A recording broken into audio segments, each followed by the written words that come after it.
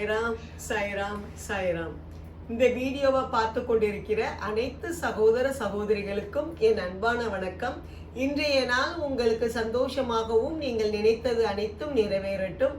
உங்களுடைய குலதெய்வம் மற்றும் இஷ்ட தெய்வம் மற்றும் நம் சாய்பாபாவின் அருள் உங்களுக்கு பரிபூரணமாக கிடைக்கட்டும். ஸ்ரீ சாய் சச்சரித்ராவை பற்றி நம்ம 3 வீடியோஸாக பார்த்துட்டு வந்தோம். இந்த வாரம் நரசிம்ம சுவாமியை பற்றி நம்ம பார்க்க போகிறோம். நரசிம்ம சுவாமியை பற்றி பார்க்கறதுக்கு முன்னால் நான் ஏற்கனவே கமெண்ட் ரைட்டிங் காம்படிஷனை பற்றி சொல்லியிருக்கேன்ல, அதை பற்றி ஒரு ஷார்ட்ஸ் போட்டிருந்தேன். அது ரொம்ப ஷார்ட்டாக தான் சொல்லியிருந்தது ஷார்ட்ஸுங்கிறதுனால. அதை பற்றின உள்ள ஒரு எக்ஸ்ட்ரா சில டீட்டெயில்ஸ் சொல்லிட்டு நரசிம்ம சுவாமியை பற்றின ஒரு வீடியோக்குள்ளே போகலாம். ஓகே, ஷிரடி சாய்பாபா வாழ்க்கை பற்றிய ஒரு கழுகு பார்வை, otherwise life of Shirdi Sai Baba and eagle view அப்படிங்கிற பேரில் ஒரு 4 வீடியோஸ் நம்ம போட்டிருந்தேன். அதை பற்றி கமெண்ட் ரைட்டிங் காம்படிஷன் வந்து கொடுத்துருக்கேன். டாப் 11ல் உள்ளவங்களுக்கு சர்டிஃபிகேட் உண்டுன்னு சொல்லியிருக்கேன். அது ஷார்ட்ஸுங்கிறதுனால நான் ரொம்ப டீட்டெயில்ஸ் சொல்லலை, ஏன்னா கன்ஃபியூஸ் ஆகக்கூடாதுங்கிறனால. ஆக்சுவலி கமெண்ட் எழுதுகிறவங்க எல்லாருக்குமே சர்டிஃபிகேட் உண்டு. ஃபஸ்ட்டு 11 எழுதுகிறவங்களுக்கு வந்து அப்ரிஷியேஷன் சர்டிஃபிகேட், இப்போது மற்ற எல்லாருக்கும் வந்து பார்ட்டிசிபேஷன் சர்டிஃபிகேட். ஸோ எல்லாருக்குமே உண்டு, எல்லாருக்குமே இமெயில் பண்ணுவேன். பார்ட்டிசிபேஷன் சர்டிஃபிகேட் வந்து 11க்கு மேலே உள்ளவங்க வந்திருந்தீங்கன்னா ஸோ அவங்களுக்கும் பார்ட்டிசிபேஷன் சர்டிஃபிகேட் உண்டு. இல்லை ஃபஸ்ட்டு 11ல் உள்ளவங்களுக்கு நான் முன்னால் சொல்லியிருந்த மாதிரி ஒரு சின்ன சிவலிங்கம் திரிம்பகேஸ்வரில் இருந்து உள்ள சிவலிங்கம் கூரியர் பண்ணப்படும். அது வந்து சப்போஸ் அவுட் ஆஃப் இந்தியாவாக இருந்தால் மேபி உங்களோட ரிலேட்டிவ் யாராவது வந்து இந்தியாவுக்குள்ளே இருக்கிறவங்களா இருந்தால் அவங்க அட்ரஸை கொடுத்தீங்கன்னா மென்ஷன் பண்ணலாம், அனுப்பி வைப்பேன் நான் வந்து. ஸோ இது ஒரு இன்ஃபார்ம் பண்ணணும்னு நினச்சேன், ஏன்னா அது வந்து அந்த ஷார்ட்ஸில் அந்த டீட்டெயில் வந்து நான் சொல்லலை. அப்புறம் வந்து இதனுடைய யார் ஃபஸ்ட்டு 11 இதுங்கிறது சர்ப்ரைஸ். ஸோ அது நெக்ஸ்ட் வீக் நான் வந்து இப்போ இமெயில் பண்ணியிருக்கிறவங்களுக்கெல்லாம் கூட தெரியாது யார் ஃபஸ்ட்டு போட்டிருக்கா செகண்ட் போட்டிருக்கான்ட்டு. So it will be a surprise. Next week நான் அதை வந்து இப்போ April 6 வரைக்கும் லாஸ்ட் டேட் கொடுத்துருக்கேன்ல, ஸோ நெக்ஸ்ட் வீக் அதை வந்து அனௌன்ஸ் பண்ணுவேன். ஓகே, ஸோ அதுக்கப்புறம் ஒரு சின்ன டிப்ஸ். இந்த 4 வீடியோவை பார்த்து முடிக்க முடியாது, நீங்கள் வேறு வீடியோ வேறு 1/2 hour 45 minutes வீடியோ, இப்படி பெரிய பெரிய வீடியோவாக போட்டிருக்கீங்களே, எப்படி இந்த 4 வீடியோவை பார்த்து முடிக்க அப்படின்ட்டு நீங்கள் நினைக்கலாம். அதனால கூட நிறைய பேர் பார்க்காம இருப்பீங்க. அதுக்கு ஒரு சின்ன டிப்ஸ் என்னென்னா, நானும் யூஸ்வலி என்ன பண்ணுவேன்னா யூடியூப் வீடியோவை ஆடியோவாக தான் நான் கேட்குறது. அதனால தான் ஒரு நிறைய சொற்பொழிவுகள் என்னால் கேட்க முடியுது. நான் வேலை செஞ்சுட்டு இருக்கும் போதே எனக்கு வந்து ஆடியோவாக ஓடிக்கிட்டே இருக்கும். வீடியோ தான், பட் நான் கேட்டுக்கிட்டே வேலை செஞ்சுக்கிட்டே இருப்பேன். எனக்கு வந்து அது காலேஜ் டேஸ்லேயே கொஞ்சம் அந்த பழக்கங்கள் வந்து உண்டு. பாட்டு கேட்டுக்கிட்டே படிக்கிறது. எங்கள் தாத்தா ஒருத்தவங்க சொல்லுவாங்க, என் பேத்தி படிக்காளா பாட்டு கேட்கலான்னு தெரியல அப்படிம்பாங்க. பட் நான் யூனிவர்சிட்டி ரேங்க் ஹோல்டர் தான், அதனால் படிப்பில் கம்மின்னு நினச்சிடாதீங்க. ஆஃப்டர் மேரேஜ் கூட பாட்டு ஓடிக்கிட்டே இருக்கும், வேலையும் செஞ்சுக்கிட்டே இருப்பேன். இப்போது பாட்டும் கேட்பேன், சொற்பொழிவுகள் கேட்குற பழக்கம் கொஞ்சம் ரீசெண்ட்லி டெவலப் ஆகிருக்கு. ஒரு 2-3 இயர்ஸாகவே, மேபி ஆஃப்டர் லாக்டவுனில் இருந்து நினைக்கிறேன். அதுலேயும் இப்போ பாஸ்ட் ஒரு 2-3 இயர்ஸாகவே சொற்பொழிவுகள் நிறைய கேட்க ஆரம்பிச்சிருக்கேன். அதுதான் வீடியோ, அதனால நம்மளுக்கு வேலையும் வந்து ஒரு நல்லா இருக்கும், நம்ம சாமியோடைய இது கேட்டுக்கிட்டு பண்ணுற பட்சத்தில். ஸோ இது ஒரு டெக்னிக் நீங்கள் வந்து ஃபாலோ பண்ணலாம். வீடியோவை பார்த்துக்கிட்டே தான் இருக்கணும், அப்படியே உட்காந்து பார்க்கணும் அப்படிங்கிறது கிடையாது. நான் அப்படி பார்க்குறதே கிடையாது. ஆக்சுவலாக நான் எப்போவுமே வந்து இந்த சொற்பொழிவுகளை நான் 1.5 மணி நேரம் சொற்பொழிவுலாம் கேட்டுகிட்டு இருப்பேன். ஓடிக்கிட்டே இருக்கும். படுக்கும்போது கூட தூங்கும்போது கூட அது ஓடிக்கிட்டு இருக்கும், தூங்கிடுவேன். ஸோ அது ஒரு நல்ல விஷயம்தான். நீங்கள் வந்து ஒரு ஆன்மீக சொற்பொழிவு கேட்டுக்கிட்டே தூக்கம் வந்துச்சுன்னு வச்சுக்கலாம், மைண்ட் அப்படியே ரிலாக்ஸ் ஆகிட்டுன்னு அர்த்தம். நீங்கள் என்னுடைய சொற்பொழிவுன்னு சொல்ல முடியாது, என்னுடைய பேச்சை கேட்டு உங்களுக்கு தூக்கம் வந்துடுச்சுன்னா ஓகே, அது கூட நல்ல விஷயந்தான் சொல்லுவேன். அது உங்களுக்கு மைண்ட் ரிலாக்ஸ் ஆகிட்டுன்ட்டு. ஸோ நான் திருப்பி வந்து அந்த சொற்பொழிவை திருப்பி போட்டு கேட்பேன், தூங்கிட்டோமோ அப்படின்ட்டு. இப்படி தான் நிறைய விஷயங்கள், சிவனை பற்றி, முருகனை பற்றி, கிருஷ்ணரை பற்றி, என்னென்னலாம் தெரியணுமோ, பகவத்கீதையை பற்றி, பாகவதத்தை பற்றி என்னென்ன தெரியணுமோ அப்பப்போ அந்த மைண்டில் எது வந்து பாபா எனக்கு அந்த இன்ஃபர்மேஷன் போகணும்னு நினைக்கிறாரோ அந்த ரிலேட்டடாக உள்ள சொற்பொழிவுகள்லாம், புக்ஸ் தவிர சொற்பொழிவுகளும் நிறைய கேட்பேன். அதுக்கு இன்னொரு காரணமும் கூட, எனக்கு ரொம்ப டிவிலாம் பார்த்தா கண்ணு வலிச்சிரும், தலை வலிக்கும். அது ஒரு காரணம். நான் அப்படியே வந்து ஒரு ஷிஃப்ட் ஓவர் பண்ணிவிட்டு கொஞ்சம் அப்படி பாட்டு கேட்குறது, சொற்பொழிவு கேட்குறது அந்த மாதிரி. ஸோ நீங்களும் அதை அப்படி ட்ரை பண்ணுங்க. இன்னும் நிறைய பேர் கமெண்ட்ஸ் எழுதுறத நான் வந்து எதிர்பார்க்குறேன். இப்போ அது ரிலேட்டடாக இன்னொரு பாயிண்ட் வந்து சொல்லணும்னா, இப்போ ஃபஸ்ட்டு எனக்கு ஞாபகம் இல்லை, ஆனந்த விகடனா அவள் விகடனான்னு தெரில, ஏதோ ஒரு இதுக்காக பாபாவுடைய ஒரு மிராக்கல் எழுதுனேன். ஆக்சுவலாக அது வரலை, அது 2வது கதை. ஸோ அந்த ஒரு எஸ்ஸே எழுதுறது தான் இன்னைக்கு புக்ஸ் எழுதியிருக்கேன், பாபாவை பற்றி யூடியூப் பற்றி பேசுகிறேன். ஸோ அந்த ஒரு விதை, பாபாவை பற்றி எழுதுன ஒரு விதை, அது ஒரு விதை. இன்னொரு விதை எங்கள் அப்பாவை பற்றி வந்து கவிதை எழுதுனேன். நான் வந்து எங்கள் அப்பா இறந்த பிறகு நான் தான் சொன்னேன் ரொம்ப சோகத்தில் இருந்தேன்ட்டு, நிறைய ஹெல்த் இஷ்யூஸ்லாம் வந்துச்சு. ஆஃப்டர் 2 years நான் எங்கள் அப்பாவுடைய இறந்த நாளுக்கு ஒரு கவிதை எழுதுனேன். ஃபர்ஸ்ட் ஆஃப்டர் 25 years, காலேஜ் டேஸில் சும்மா நம்ம எக்ஸாமுக்காக எழுதியிருப்போம் அந்த மாதிரி. ஸோ ஆஃப்டர் 25 years நான் வந்து ஒரு கவிதை எழுதினேன். அது வந்து ஸோ எனக்கு அவ்வளோ ஒரு சந்தோஷம், என்னுடைய கவலை எல்லாம் போன மாதிரி ஆயிடுச்சு அந்த கவிதை எழுதுனோன்னு. ஆக்சுவலாக அது ஃபஸ்ட்டு டைம் எங்கள் அப்பாவுடைய இதை ஃபீலிங் எல்லாம் கொட்டி எழுதுனோன்னு எங்கள் ரிலேட்டிவ்ஸ் எல்லாருமே அந்த கவிதையை பார்த்து அதெல்லாம் பார்த்து வாட்ஸ்அப்பில் பார்த்து எல்லாருமே ரொம்ப ஃபீல் பண்ணி அழுதாங்க போல இருக்கு. ஆக்சுவலாக நான் வீட்டில் பார்த்தா சந்தோஷத்தில் சிரிச்சிட்டு இருந்தேன். யாராவது வீட்டில் வந்து பார்த்தாங்கன்னா, அப்பா இறந்த நாள் அன்னைக்கு இப்போ 2 வருஷமா இப்படி உடம்பு சரியில்லாமல் இருந்தவா இப்படி சிரிச்சிட்டு இருக்காளேன்ட்டு பார்த்தா இவன் என்ன அப்படின்னு யோசித்திருப்பாங்க. ஏன்னா அது எப்படின்னா, நம்ம வந்து மனசுல உள்ளதை பேப்பர்ல எழுதியாச்சுன்னா நம்மளுக்கு நிறைய விஷயங்கள் ரிலீஃப் ஆயிடும். இது வந்து எங்க மேடம் ஒருத்தவங்க சொன்னது. ஆக்சுவலா அவங்களுடைய சில விஷயங்கள், அவங்களுக்கு ஒரு இது இருந்தப்போ, ஒரு ட்ராஜடி இருந்தானப்போ அவங்க வந்து அவங்களுடைய இதெல்லாம் பேப்பர்ல எழுதுனப்போ ஸோ அவங்களுக்கு மைண்ட் ரிலாக்ஸ் ஆன மாதிரி ஆயிட்டு. ஸோ அதே மாதிரி தான் அன்னைக்கு நான் அவ்வளோ ஃபீல் பண்ணேன். அன்னைக்கு எழுதின ஒரு கவிதை அப்படியே கொஞ்சம் கொஞ்சமா வந்து புக்ஸ்லாம் எழுதுற அளவுக்கு எனக்கு வந்துட்டு. இந்த 2மே எனக்கு வந்து ஈக்குவலி, எங்க அப்பா சாயப்பா 2 பேருமே எனக்கு ஹெல்ப் பண்ணியிருக்காங்க. அவங்க எல்லாம் பண்றாங்க. ஆக்சுவலா என்னை பொறுத்த வரைக்கும் நான் பண்றதாவே இப்பவும் நினைக்கிறதுல. எதனால வந்து நான் கொஸ்டின் ஆன்சர் கொடுக்கலன்னா, இப்போ நீங்க கமெண்ட் அப்படின்னு சொல்லும் போது நம்மளே யோசிப்போம், நிறைய விஷயங்கள் நம்மளுக்கு புரிய ஆரம்பிக்கும். நீங்க ஒரு பாபா கூட கனெக்ட் பண்ணுவீங்க. இதே இந்த கொஸ்டின் ஆன்சர் மட்டும் சொல்லியிருந்தோம்னா, ஒரு பதில் எங்க இருக்கு சிலவங்க நெட்ல தேடி பார்த்தே ஆன்சர் கொடுத்துருவீங்க. அப்படியும் நடக்குது. ஸோ அதனாலதான் நான் கமெண்ட் ரைட்டிங் கொடுத்தேன். இது வந்து முக்கியமான ஒரு 4 கான்செப்ட்ஸ் வீடியோ. இதை பேஸ் பண்ணி தான் நான் பின்னால சாய்பாபா ட்ரெயின், அது என் புக்கில் கொடுத்துருக்கிற ட்ரெயின் கான்செப்ட் இல்லை, இது புது ட்ரெயின்.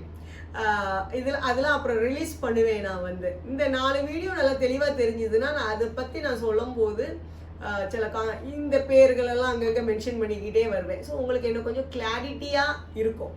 அதனால நிறைய பேர் கமெண்ட் எழுதுங்க. இது பாபா உங்களுக்கு கொடுத்துருக்கிற ஒரு சின்ன ஒர்க்கா நினைங்க. அதனால உங்களுக்கு நிறைய பெனிஃபிட் பின்னால வரலாமா இருக்கும். நான் ஜஸ்ட் கருவி தான். பாபா தான் இதை போட சொன்னாரு, நான் போட்டுட்டேன். அதனால இன்னும் நிறைய கமெண்ட்ஸ் நான் வந்து எதிர்பார்க்குறேன். எல்லாருக்கும் சர்டிஃபிகேட் உண்டு. பட் சிவலிங்கம் மட்டும் முதல் 11 பேருக்கு. அதுலேயும் அவுட் ஆஃப் இந்தியாவா இருந்தால் என்னால் அவுட் ஆஃப் இந்தியா அனுப்ப முடியாது. ஸோ சப்போஸ் உங்களுடைய ரிலேட்டிவ் யாருக்காவது இந்தியாவில் உள்ளவங்களுக்கே அனுப்பணும்னு நினச்சிங்கன்னா அதை நீங்கள் மென்ஷன் பண்ணும்போது நான் உங்களுக்கு அனுப்பி விடுவேன். Okay, so all the best. இன்னும் நல்லா நிறைய பேர் எழுதுங்க. வின்னர் லிஸ்ட் நெக்ஸ்ட் வீக்கு தான் சொல்லுவேன். ஓகே, இப்போ நம்ம நரசிம்ம சுவாமி அவங்கள பற்றி பார்ப்போமா? சாய்பாபாவின் வியாசர் அப்படின்ட்டு மென்ஷன் பண்ணியிருக்கிறோம். ஸோ அது என்ன, ஏன் அப்படிங்கிறது நரசிம்ம சுவாமியோடைய வாழ்க்கையை பார்க்கும்போது உங்களுக்கே அது வந்து புரியும். வாங்க நரசிம்ம சுவாமியை பற்றின உள்ள வீடியோக்குள்ள போகலாம். நரசிம்ம சுவாமியை பற்றி நம்ம பார்க்க போகிறோம். நம்ம வந்து இந்தியன் சிட்டிசனாக இருந்து மகாத்மா காந்தியை பற்றி தெரியலனா எப்படி, அதே மாதிரி தான் நம்ம சாய் டிவோட்டி. நான் கூட சாய் சிட்டிசன் சொல்லுவேன். ஒரு தடவை ஷிரடி போயிருந்தப்போ ஆன் த வேல வந்து ஒரு ஹோட்டல் நேம் வந்து சாய் சிட்டிசன். எனக்கு வந்து அது ரொம்ப கேட்சியாக இருந்துச்சு. சாய் சிட்டிசன்ங்கிறது ஒரு மாதிரி கரெக்டு தான். சாய் பாபாங்கிறதே ஒரு சாய் வேர்ல்டு தான். அது வந்து சாய், அது ஒரு தனி சாம்ராஜ்யம் சொல்லலாம் சாய்பாபா கூட. ஸோ நம்ம சாய் பக்தர்கள் எல்லாமே சாய் சிட்டிசன் தான் அப்படின்னு சொல்லிக்கலாமா? ஸோ சாய் சிட்டிசனாக நம்ம இருந்துட்டு நரசிம்ம சுவாமியை பற்றி தெரியலனா எப்படி? அவரை பற்றி ஒவ்வொரு சாய் சிட்டிசனும் நரசிம்ம சுவாமியை பற்றி கண்டிப்பாக தெரிஞ்சிருக்கணும். ராமகிருஷ்ண பரமஹம்சரை பற்றி நம்மளுக்கு தெரிஞ்சிட்டு விவேகானந்தரை பற்றி தெரியலனா ராமகிருஷ்ணருடைய சீடரா இருந்தவர். தெரியும் நினைக்கிறேன், விவேகானந்தர் வந்து ராமகிருஷ்ண பரமஹம்சருடைய சீடர்ன்ட்டு. அதே மாதிரி நம்ம நரசிம்ம சுவாமி வந்து அவங்க தமிழ்நாட்டை சேர்ந்தவர். ஸோ பாபாவுடைய சீடர் அப்படின்ட்டு வந்து நம்ம சொல்லலாம். ஆனா பாபாவை பார்த்துருக்காங்களா? இல்லை. நரசிம்ம சுவாமி அவர் யார்? அவர் வந்து எப்படி ஒரு பெரிய சாய்பாபா பக்தரா மாறினாரு? சாய்பாபா பிரச்சாரர் சொல்லலாம். அது மாதிரி அவரை மாதிரி யாருமே சாய்பாபாவுடைய புகழை வந்து பரப்புனது கிடையாது. ஸோ அந்த அளவுக்கு இவர் தான் ஒரு முதல் ஆள் பாபாவை வந்து ஒவ்வொரு இடங்கள்லையும் போய் போய் பிரச்சாரம் பண்ணவர் நம்ம நரசிம்ம சுவாமி. ஆக்சுவலா அவர் பிறந்த வருடம் பார்த்தோம்னா 1874 இருந்து அவர் பிறந்தாரு. அவர் மறைந்த வருடம் வந்து 1956, 83 வருஷம் போல இருந்தாரு. 1874 போது பாபா வாழ்ந்துட்டு இருந்த காலத்துல இவர் தமிழ்நாட்டுல வாழ்ந்திருக்காரு. ஆனா பாபாவை அவர் பார்த்ததே கிடையாது. 1918 வந்து பாபா வந்து மகாசமாதி அடைஞ்சார். அப்படித்தானே? அது நம்மளுக்கு ஏற்கனவே தெரியும். இவர் எப்போ ஷிரடிக்கு வந்தாரு நரசிம்ம சுவாமி? 1936 தான் அவர் ஷிரடியே வந்தார். அதுக்கப்புறம்தான் அவருக்கு வந்து ஒரு வாழ்க்கையில புதிய அத்தியாயம் திறந்தது அப்படின்ட்டு வந்து சொல்லலாம். ஸோ இந்த ஒரு மாற்றம் எப்படி வந்தது, நரசிம்ம சுவாமி யாரு, இதை பத்திலாம் நம்ம வந்து இந்த வீடியோல பார்க்க போறோம். எல்லாம் ஷார்ட்டா பார்ப்போம். பட் நரசிம்ம சுவாமியை பத்தி தெரிஞ்சுக்கணும். அவருடைய புக்கை பத்தி தெரிஞ்சுக்கிறதுக்கு முன்னால நான் எப்படி சாய் சத் சரித்ராவோ நம்ம ஷிரடியில வந்து ஸ்ரீ சாய் சத் சரித்ரா வந்து ஒரு ஹோலி புக்கா சொல்ற மாதிரி, மயிலாப்பூர்ல வந்து பார்த்தோம்னா நரசிம்ம சுவாமி எழுதின இந்த புக்கு ஸ்ரீ சாய்பாபாவின் வாழ்க்கை வரலாறு. ஸோ இதுதான் வந்து அவங்களுடைய ஹோலி புக்காக வந்து வச்சுருக்காங்க. ஸோ இது வந்து ரொம்ப முக்கியமான வந்து புக்கு. இதில் பேஜஸே பார்த்தீங்கன்னா 1000க்கு மேலே இருக்கும். ஸோ இதை பற்றி லைட்டாக தான் நான் வந்து அப்புறம் லாஸ்ட்டாக சொல்கிறேன். பட் ஃபர்ஸ்ட் நம்ம வந்து நரசிம்ம சுவாமியை பற்றி ஸ்லைட்லி என்ன அப்படின்ட்டு வந்து பார்க்கலாம். இப்போ அவருடைய வாழ்க்கையை பற்றி பார்க்கறதுக்கு முன்னால இப்போ நரசிம்ம சுவாமியை வந்து நம்ம என்ன சொல்லலாம்? நரசிம்ம சுவாமி வந்து அவர் எந்த வயசுல வந்து ஷிரடி வந்திருக்காரு? கிட்டத்தட்ட 62 வயசுல தான் அவர் ஷிரடி வந்திருக்காரு. அதுக்கப்புறம் தான் அவர் பாபாவை பத்தியே தெரிஞ்சிருக்காரு. ஸோ பாருங்க, பக்திக்கு வந்து வயசு கிடையாது. எந்த வயசுலனாலும் நம்மளுக்கு வந்து பக்தி ஊற்றெடுக்க ஆரம்பிக்கும். ஸோ இவரே 62 வயசுல தான் வந்திருக்காரு. அதுக்கப்புறம் தான் நிறைய புக்ஸ்லாம் வந்து எழுதியிருக்காரு. நரசிம்ம சுவாமியை பற்றி சொல்லணும்னா அவருடைய சாய் துண்டு வந்து ரொம்ப பெருசு. அது வந்து நம்ம எப்படி எக்ஸ்பிளைன் பண்ணுறது அப்படிங்கிறதுனா மறந்து கூட போயிடும், நிறைய இருக்குது. ஸோ அதனால ஒரு சில கம்பேரிசனோடு நான் வந்து சொல்லும்போது கொஞ்சம் ஞாபகம் இருக்கும். அப்படிங்கிறனால இந்த கம்பேரிசன் என்னன்னா, எப்படி கிருஷ்ணர் வந்து பஞ்ச பாண்டவர்கள் கூட இருந்தாங்களோ அதே மாதிரி பாபாவுக்கும் பஞ்ச பாண்டவர்கள் அப்படின்னு குறிப்பிடுற ஒரு 5 பேரை வந்து நான் மென்ஷன் பண்றேன் இந்த இடத்துல. யாரெல்லாம் அப்படின்னு பார்த்தோம்னா, ராதாகிருஷ்ணமாய் யார் வந்து ஸ்ரீடி சன்ஸ்தான வந்து கொண்டு வந்தாங்க. அவங்களால தான், அவங்களுடைய எஃபோர்ட்ஸ்னால தான் இவ்வளோ இதாக வந்துச்சு பாபாவை வந்து கொண்டாடுறது எல்லாம். அது ஒன்று. அவங்க ராதாகிருஷ்ணமாய். செகண்ட் தாபோல்கர் சாய் ஸ்ரீ சத் சரித்ரா புக் எழுதுனாங்க. அதுக்கப்புறம் நானா சாஹேப் சாந்தோர்கர் டெபுட்டி கலெக்டராக இருந்தவங்க. அவங்க வந்து மகாராஷ்டிராவில் அவங்க பெரிய பெரிய உங்கள்கிட்டலாம் வந்து பாபாவுடைய புகழை கொஞ்சம் கொஞ்சமாக சொல்லி சொல்லி ஒவ்வொருத்தராக பெரிய பெரிய ஆட்கள்லாம் வர ஆரம்பித்தாங்க. தாசகுணு கீர்த்தனராக இருந்தவங்க. அதுக்கப்புறம் வந்து காக்கா சாஹேப் தீக்ஷித் வாடான்னு சொல்கிறாங்களே, ஆக்சுவலாக இவர் வந்து பாபாவுக்கு ஒரு உண்மையான சீடராக இருந்தாருன்ட்டே சொல்லலாம். தீக்ஷித் அவங்க வந்து இந்த 5 பேரும் சேர்ந்தா ஒரு ஆள் இருந்தா எப்படி இருக்கும்? அதுதான் நம்ம நரசிம்ம சுவாமி. ஸோ அவங்க 5 பேருடைய கான்ட்ரிபியூஷனை நரசிம்ம சுவாமி ஒரே ஆளா 20 இயர்ஸ் பண்ணியிருக்காங்க. அதனாலதான் இன்னைக்கு பாபாவுடைய பேர் வந்து இந்தியா முழுவதும் உலகம் முழுவதும் பரவுறதுக்கு அவங்களுடைய நரசிம்ம சுவாமியுடைய தொண்டு ஒரு முக்கிய காரணம். அதுதான் காரணம் கூட சொல்லலாம். ஸோ இதுல நம்மளுக்கு பெருமை, நம்ம தமிழ்நாட்டை சேர்ந்தவங்க நம்ம நரசிம்ம சுவாமி அப்படிங்கிறதுல நம்மளுக்கு ஒரு பெரிய பெருமை. அதனாலதான் இந்த வீடியோவே வந்து அவரை பத்தி ஒவ்வொருத்தரும் தெரிஞ்சுக்கிடணும் அப்படிங்கறதுனால முடிஞ்ச வரைக்கும் நான் ஷார்ட்டா வந்து சொல்ல பார்க்கேன்.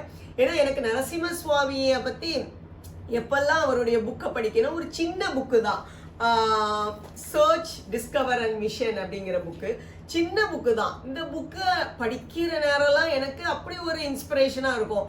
நம்மலாம் ஒன்றுமே பாபாவுக்கு பண்ணலையே அப்படின்னு தோணும். அந்த அளவுக்கு அவருடைய ஒரு கான்ட்ரிபியூஷன் வந்து பெருசாக இருக்கும் நம்மளுக்கு.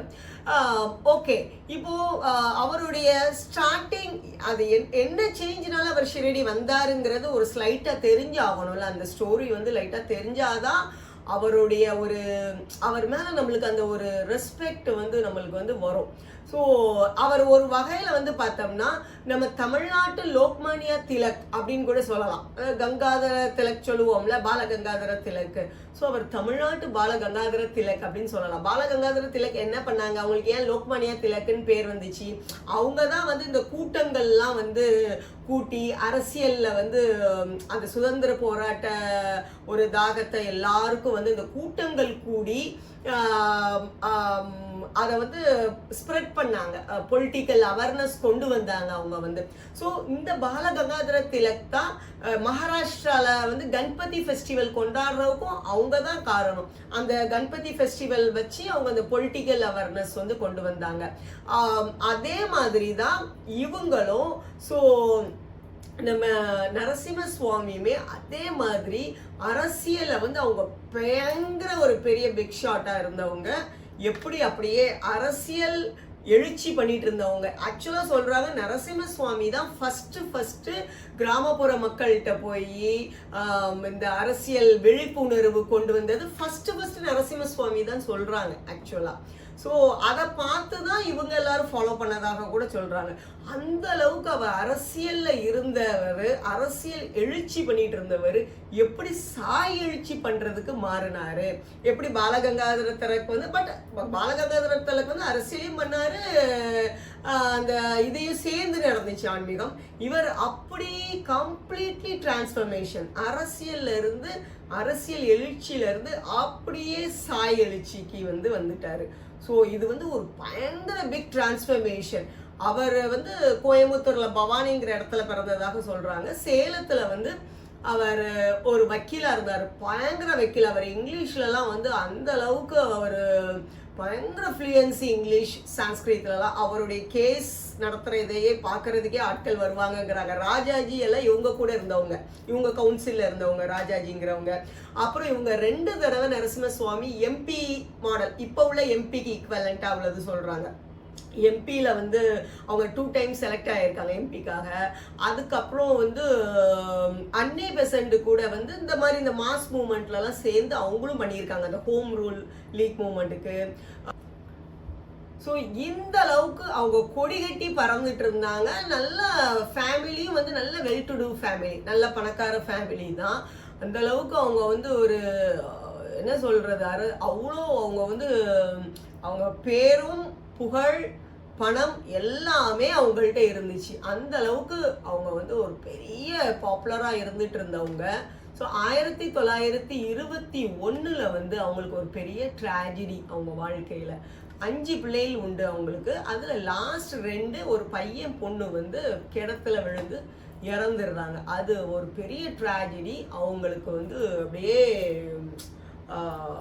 எல்லாமே வாழ்க்கையே போன மாதிரி அவங்களுக்கு வந்து ஆயிடுச்சு 1921 இது வந்து. ஸோ அவங்களுக்கு என்ன பண்ணுறதுன்னு தெரியல. அவங்களுக்கு ஏன் எனக்கு இப்படி நடந்துச்சு, ஏன்னா அவங்க அவ்வளோ சோஷியல் சர்வீஸ் பண்ணுற ஆள், அவ்வளோ நல்லவங்க, ஸ்பிரிச்சுவல்லையும் மீன்ஸ் நல்லா அவங்க ஐயர், ஆக்சுவலாக நரசிம்ம சுவாமி வந்து ஐயர். ஸோ அவங்க எல்லாமே வந்து அந்த சம்பிரதாயங்கள் என்னென்ன பண்ணணுமோ அந்த பூஜைகள் எல்லாமே நல்லா பண்ணுவாங்க. அப்போ நம்மளே நிறைய நேரம் நினைப்போம்ல, நம்மளுக்கு சில விஷயங்கள் வந்து நம்ம நினைக்காதது நடந்தது, ஏன் நம்மளுக்கு இப்படி நடந்துச்சு, ஏன் நம்மளுக்கு இப்படி நடந்துச்சு அப்படிங்கிறது.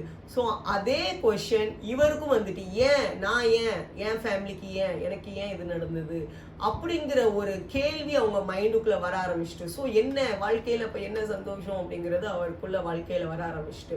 பட் ஸ்டில் இருந்தாலும் அவர் 1925 வரைக்கும் எல்லாரையும் செட்டில் பண்ணி விட்டுட்டு, அவங்க பிள்ளைகள் எல்லாம் செட்டில் பண்ணி விட்டுட்டு, வக்கீல் இதுல இருந்து ரிலீஸ் ஆகிட்டாரு, பொலிட்டிக்கல் இதுல இருந்து ரிலீஸ் ஆகிட்டாரு, எல்லாருக்கும் இது பண்ணி விட்டுட்டு அவர் வீட்டை விட்டு வெளியில வந்துட்டாரு சத்குருவை தேடி.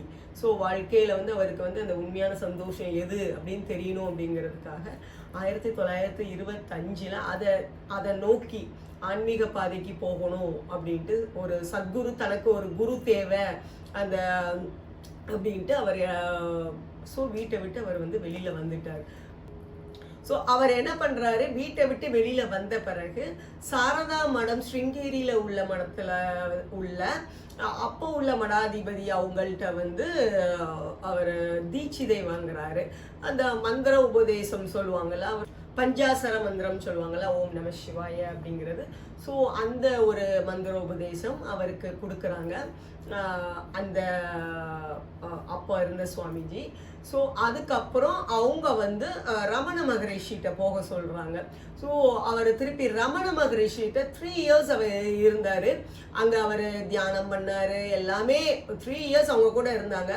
ரமண மகரிஷியை பற்றி ஆத்தென்டிக்காக எழுதின ஃபர்ஸ்ட் புக்கு இவங்க தான் பயோகிராஃபி எழுதுனது.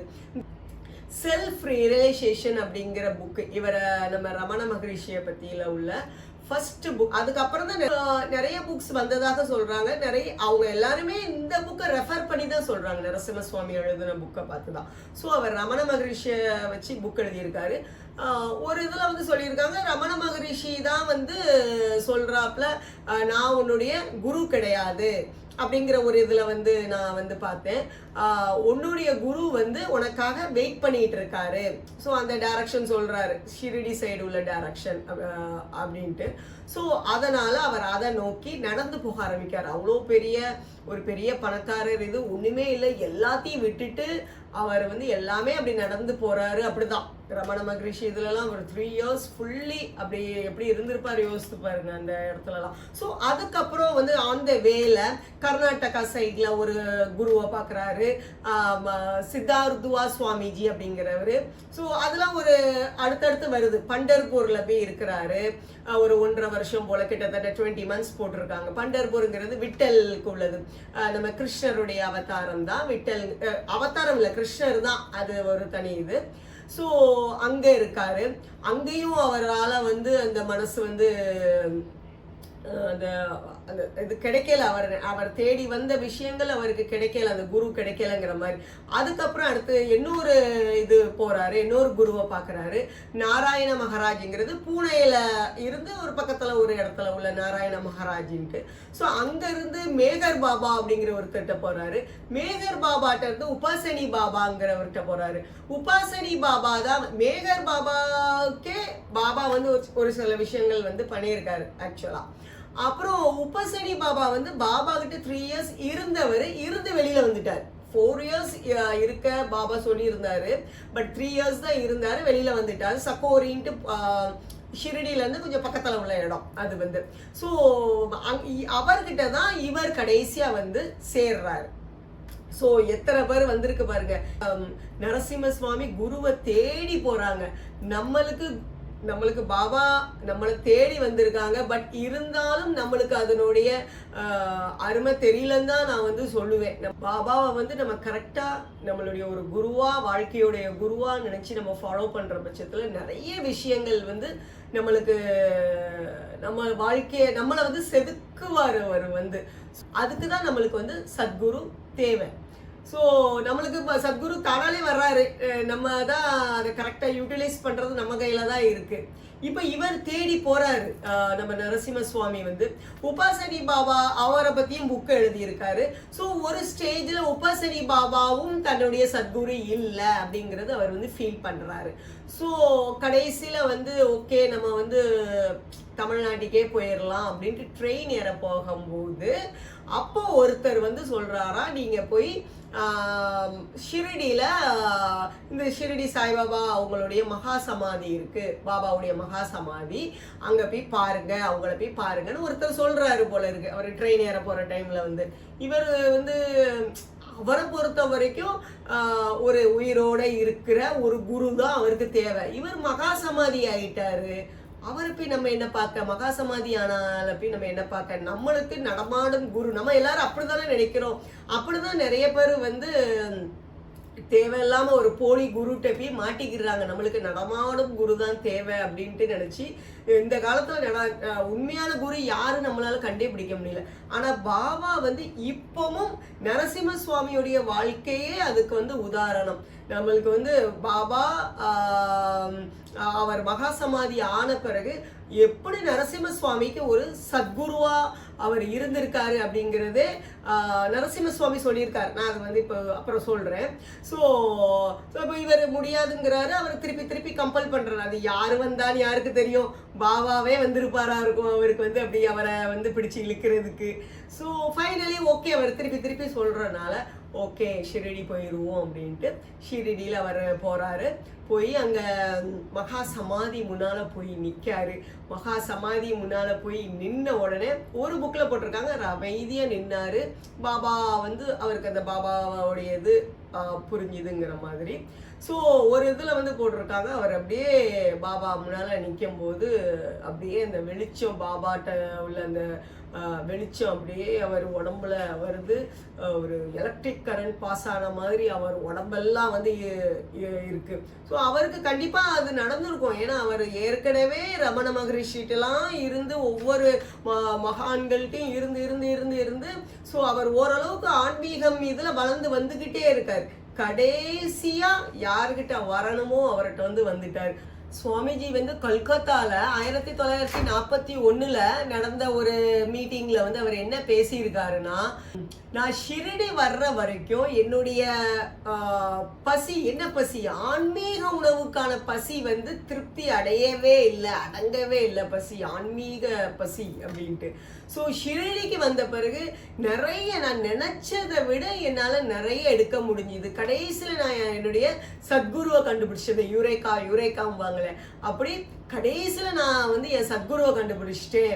ஸோ நான் இப்பவும் அவர் தான் என்னுடைய சமர்த்த சத்குரு, நான் அவரோட இப்பவும் தொடர்ந்து பழகிட்டு இருக்கேன் அப்படிங்கிறது இது அவருடைய ஸ்டேட்மெண்ட். அது வந்து கல்கத்தாவில் வந்து அப்படி அவர் வந்து சொல்லியிருக்காரு. ஸோ அது வந்து ரொம்ப ட்ரூ. இப்போ எனக்கெல்லாம் கூட அப்படிதான். என்னுடைய லைஃப்ல வந்து பார்த்தோம்னா நிறைய மகான்கள் வந்துக்கிட்டு தான் இருந்தாங்க. பட் நான் ஏதோ யூட்டிலைஸ் பண்ணலை. ஃபைனலி பாபா வந்த மாதிரி. எங்கள் அம்மாலாம் வந்து சேர்மன் சுவாமின்ட்டு ஏரல் பக்கம் உள்ளது. ஸோ அவங்க கும்பிடுவாங்க. பட் நான் கும்பிட்டது இல்லை. மேல்மருவத்தூர் அதிபர சக்தியில் எனக்கு அம்மன் பிடிக்குங்கிறதுனால அம்மனை கும்பிட்டுருக்கேன். அந்த அடிகளாரை நான் கும்பிட்டது கிடையாது. அதுக்கப்புறம் ஐயா வைகுண்டர் எங்கள் குலதெய்வம், அது இப்போதான் கும்பிட்டுட்டு இருக்கேன் நான் வந்து. ஸோ முன்னாலெல்லாம் வந்து நான் ஐயா வைகுண்டர் வந்து கும்பிட்டதில்லை. மீன்ஸ் கல்யாணத்துக்கு அப்புறம் கும்பிட்றேன். அதுக்கு முன்னால் ஐயாவை பற்றில எங்கள் அப்பாவுக்கெல்லாம் ரொம்ப பிடிக்க தான் செய்யும். எனக்கும் பிடிக்கும், அவருடைய கருத்துக்கள் எல்லாம் பிடிக்கும். ஸோ அந்த ஒரு ஈர்ப்பு அது வந்து வரலை. அதுக்கப்புறம் இங்கேயும் என்னென்ன குருவெல்லாம் இருக்க தான் செய்கிறாங்க. பட் எனக்கு அந்த ஈர்ப்பு வந்து பாபா கிட்ட தான் எனக்குமே வந்துச்சு. மேபி நான் நினச்சேன் ஒவ்வொருத்தரையா பாபா விட்டு விட்டு விட்டு பார்த்தாரு, யாரு பிடிக்குள்ளேயும் நான் வரலன்னொன்னே ஃபைனலி அவரே என்னை வந்து பிடிச்சி இழுத்துட்டாரு போல இருக்குன்னு நான் நினச்சிக்கிடுறது. ஸோ அவரே சொல்லுவார், 7 கடலுக்கு அப்பால் இருந்தாலும் பிடிச்சி இழுத்துருவேன். ஸோ நான் திருச்செந்தூர் கடல் பக்கம் இருந்தவா, என்னை பாம்பே கடல் பக்கத்தில் வந்து கொண்டு வந்துட்டாரு. அவர் பக்கத்தில் கொண்டு வர்றதுக்காக கொண்டு வந்துட்டாருன்னு தான் நினைக்கிறேன். ஸோ எனக்கும் அப்படிதான் சத்குரு வந்து கிடைச்சிட்டாரு. ஸோ பாபா எனக்கும் என் வாழ்க்கையில் வந்த பிறகுதான் எனக்கும் அந்த ஆன்மீக பாதை ஒரு கரெக்டாக எதை நோக்கி நம்ம போகணும் அப்படிங்கிற ஒரு தெளிவு வர ஆரம்பிச்சிருக்கு. நரசிம்ம சுவாமி ஷிரடியில பாபானால ஆட்கொள்ளப்பட்டார். ஓகே, அது எப்போ 1936 கிட்டத்தட்ட ஒரு 10-11 வருஷத்துக்கு அப்புறம்தான் அவருக்கு சத்குரு கிடைச்சிருக்கு. இதே நம்மளுக்கு தெரியணும், நம்பிக்கை பொறுமை தான் ஏதோ ஒரு வகையில. பட் ஸ்டில் இதுல கூட ஒரு சின்ன லெசன் இருக்கு. நம்ம ஐயோ இனி முடியாதுடான்னு விடுற பட்சத்துல பாபாவை நோக்கி வந்தோம்னா அவரே நம்மளை கைப்பிடிச்சு கூட்டிட்டு போயிடுவார். நம்ம ஒரு ஸ்டேஜ்ல எல்லாமே ஃபெடப்பாக ஐயோ வேண்டாண்டா சாமி நீ அப்படின்னு நினைச்சோம்னா அவரே இல்ல வா அப்படின்ட்டு நம்மளை கையை பிடிச்சி கூட்டிட்டு போவார். அதுவே இது ஒரு எக்ஸாம்பிள். ஸோ 1925-26 தான் அவர் வீட்டை விட்டு வெளியில வந்தார். 1936 தான் ஷிரடி வந்திருக்காரு. ஸோ நியர்லி 10-11 இயர்ஸ் அவருடைய ஒரு இது. அதான் அந்த டைட்டிலே பார்த்தோம்னா அழகா கொடுத்துருப்பாங்க, சர்ச், டிஸ்கவரி அண்ட் மிஷன். அது மிஷன் அப்புறம் இப்போ டிஸ்கவரி பண்ணியிருக்காரு. மிஷன், பெரிய மிஷன். அவருடைய மிஷன் என்னென்னலாம் பாபாவுக்காக பண்ணியிருக்காருன்னு பார்த்தோம்னா பெரிய இதாக இருக்கும். ஸோ என்ன பண்ணாருன்னா, கேள்வி நேரம். முதல் கேள்வி, நரசிம்ம சுவாமி அவர்கள் எந்த வருடம் ஷீரடி வந்தார்கள்? இரண்டாவது கேள்வி, இந்த வீடியோவில் குறிப்பிட்டுள்ள சாய்பாபாவின் பஞ்ச பாண்டவர்கள் யார் யார்? இந்த சேனலை மறக்காமல் சப்ஸ்கிரைப் பண்ணுங்க.